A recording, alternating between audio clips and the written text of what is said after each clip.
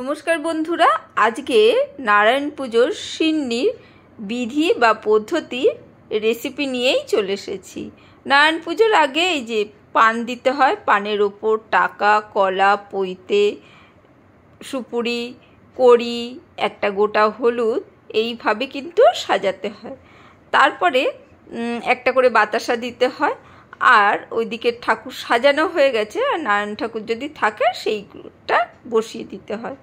তারপরে সাদা সুতো দিয়ে ঘিরে দিয়েছি ঘট বসিয়ে। আর এখানে সিন্নির জন্য নারকোল, তারপরে কাজু, কিশমিশ সব কেটে রেখে দিয়েছি। আমসত্ত্ব, বেদানা সব কেটে জোগাড় করে রেখেছি। আর এখানে 21টা কলা আমি ছাড়িয়ে নিয়েছি আগে। 21টা কলা কিন্তু 5 পোয়া সিন্নিতে লাগে। আর কলাগুলো অল্প অল্প চিনির সাথে মিশিয়ে মাখতে হয়। এই পদ্ধতিটা মানে চিনির সাথে যদি না করো তাহলে কলাগুলো ঠিক করে মাখা যায় না। সেই জন্যে খুব আস্তে আস্তে অল্প অর্ধেকটা চিনি দিয়ে আমি কিন্তু মাখছি। এখানে 1 কিলো 150 চিনি রয়েছে, সেইটাই মানে অর্ধেকটা নিয়েছি। দেখতেই পাচ্ছ কলাগুলো ভালো করে তার সাথে মেখে নিচ্ছি। এই চিনি দিয়েই কিন্তু কলাগুলোকে ভালো করে আস্তে আস্তে ভালো করে ম্যাশ করে নিতে হয় বা মেখে নিতে হয়, চটকে নিতে হয়। চিনির সাহায্যে কিন্তু চটকাতে হবে, তাহলে কলাগুলো খুব মিশ্রণভাবে মানে একদম স্মুথভাবে একদম মাখা হয়ে যাবে।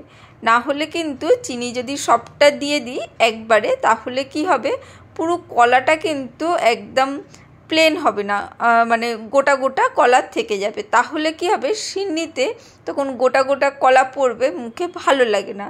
সেই জন্যেই অল্প অল্প চিনি দিয়ে, আর যতই মাখবে ততই চিনিটা আস্তে আস্তে কলার সাথে মিশে গিয়ে কিন্তু পাতলা হয়ে যাবে। সেহেতু অল্প অল্পই চিনিটা দিয়ে কলাগুলোকে মাখতে হবে। এই দেখতে পাচ্ছ কলাটা কিন্তু বেশ ভালো করে মাখা হয়ে গেছে, এখনও অল্প চিনি আছে।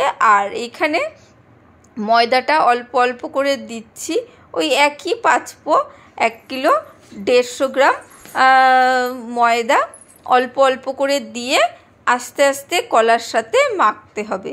তারপরে দুধ দিতে হবে, অবশ্যই গরুর দুধ, সব জায়গায় গরুর দুধ পাওয়া যায় না, সেই জন্য প্যাকেটের দুধও ব্যবহার করা যাবে। এখানে ভালো করে অল্প করে ময়দা, অল্প করে দুধ কলার সাথে ভালো করে মিশিয়ে দিতে হবে।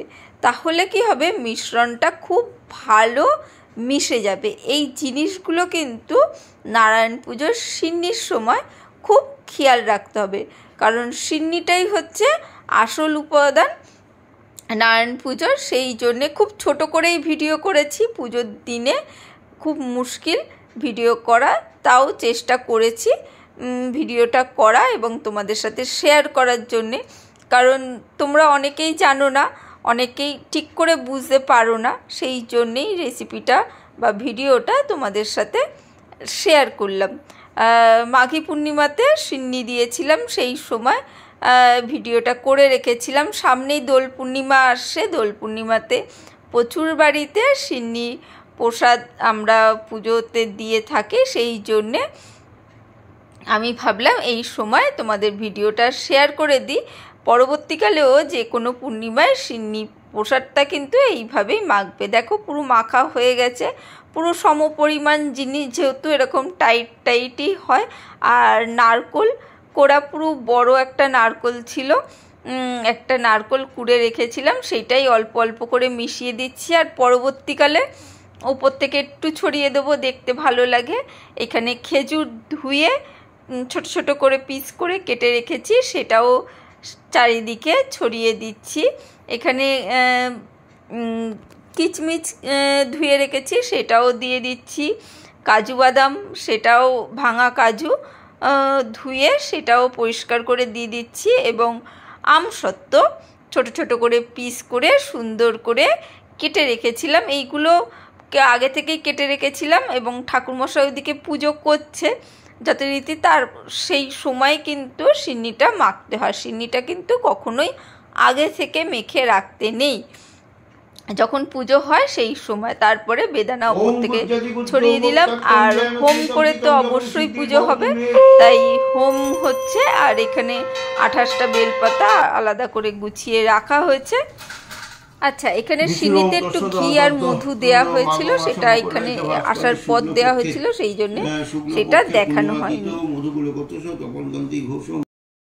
চলো, পুজো হয়ে গেছে। আর এইদিকে পুজোর পর এইদিকে আলুর দম হয়েছে, আর এখানে ময়দা মাখা হয়েছে, লুচি হবে আজকে। যেহেতু পুজো হয়েছে সেহেতু ভাত খাবো না, মানে ভাতের জিনিস হবে না, লুচি হবে। চলো, যদি ভিডিওটা ভালো লাগে, মানে রেসিপিটা অন্তত ভালো লাগে, সিন্নির রেসিপি যারা জানতে না তারা জানলে তারা লাইক কমেন্ট শেয়ার করো।